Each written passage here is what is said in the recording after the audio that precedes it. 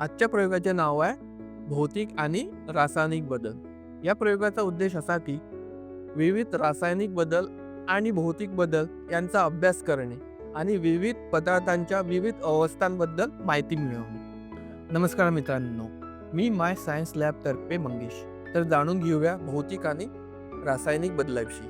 पहिला बदल आहे भौतिक बदल. याला तात्पुरता बदल असेही म्हणतात. यामध्ये नवीन पदार्थ तयार होत नाही. यामध्ये पदार्थांची आण्विक रचना तशीच राहते, पण रेणूंची रचना बदलते.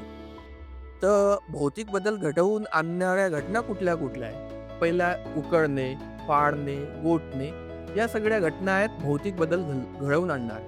आता याची थोडी उदाहरणं बघूया.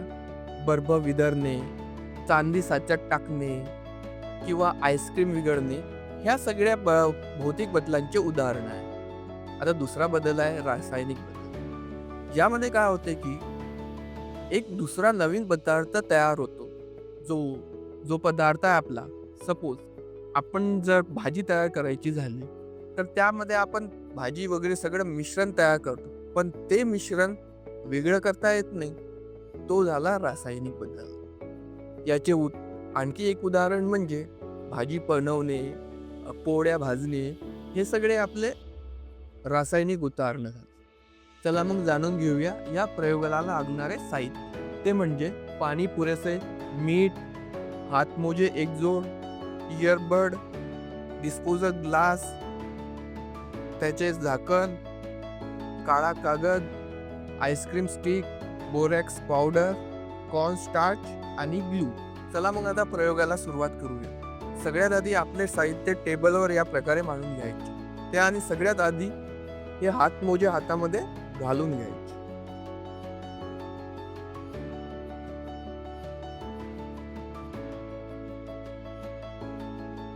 हातमोजे घालणे यासाठी आवश्यक राहते, कारण आपण कोणतेही रसायन वापरत असतो, त्यामुळे हातावर लागली तर आपल्याला इजा होऊ शकते. त्यामुळे आपण या प्रकारे आपण ग्लोव्ज घातलेले आहे. सगळ्यात आधी हा डिस्पोजल ग्लास घ्यायचा आहे. यामध्ये 1/4 पाणी घ्यायचं. या प्रकारे असं घेऊन घ्यायचं. त्यानंतर यामध्ये मीठ घालायचं आणि या आईस्क्रीम स्टिकनं व्यवस्थित मिसळून घ्यायचं. जोपर्यंत हे मीठ यामध्ये विरघळत नाही तोपर्यंत याला ढवळत राहायचं.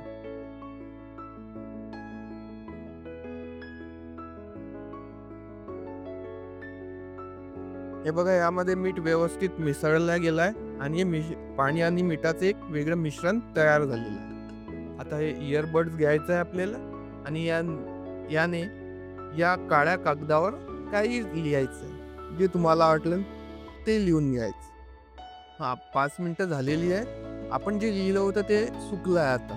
तर ते सुकल्यावर असं दिसेल.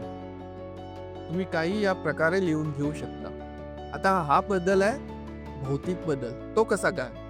इथं आपण मीठ पाण्यात मिसळलं आणि त्याने इथं लिहिलं, पण पाणी सुकल्यावर मीठ आपल्याला तसंच दिसत आहे. इथं कुठलाही नवीन पदार्थ तयार झालेला नाही. त्यामुळे हा आपला भौतिक बदल आहे. आता पुढचा बदल पाहूया आपण, रासायनिक बदल. यामध्ये आपण एक बाउन्सिंग बॉल तयार करणार आहोत. त्यासाठी आपण बोरॅक्स पावडर, कॉर्न स्टार्च आणि ग्लू आणि थोडंसं गरम पाणी वापरणार आहोत.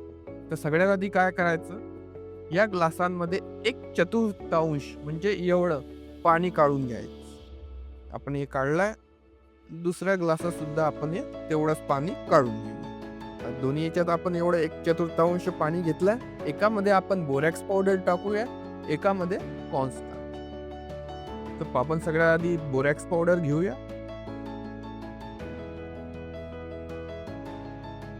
ते यामध्ये मिक्स करूया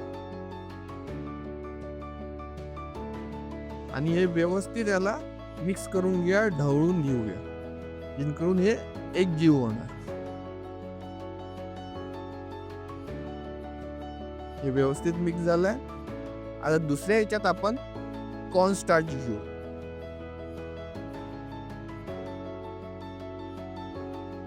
हे झालं. यालाही व्यवस्थित आपण मिक्स करून घेऊ. आता हे व्यवस्थित मिक्स झाल्यावर ते आपण ज्यामध्ये बोरॅक्स पावडर आहे त्यामध्ये घालून घेऊ. आणि हे सुद्धा एक जीव करून घेऊया आपण, व्यवस्थित ढवळून मिसळून घेऊया. यानंतर आपल्याला तिसरा ग्लास घ्यायचा, यामध्ये अर्धा ग्लास भर ग्लू घ्यायचा.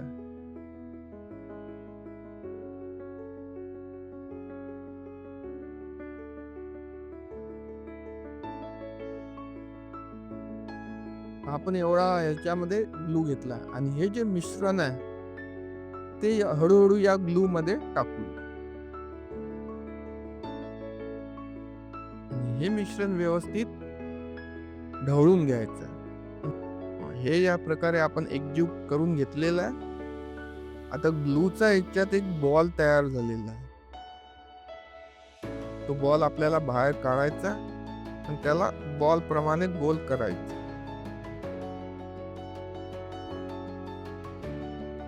हा आपला आता याचा चिकटपणा कमी झालाय आणि हा बॉल खेळण्यासाठी तयार आहे. हा आपला झाला बाउन्सिंग बॉल तयार. आता इथं काय घडले, आपण जे corn starch, borax powder mix केले त्यातून आपल्याला एक नवीन पदार्थ मिळाला आहे, तो म्हणजे हा बाउन्सिंग बॉल.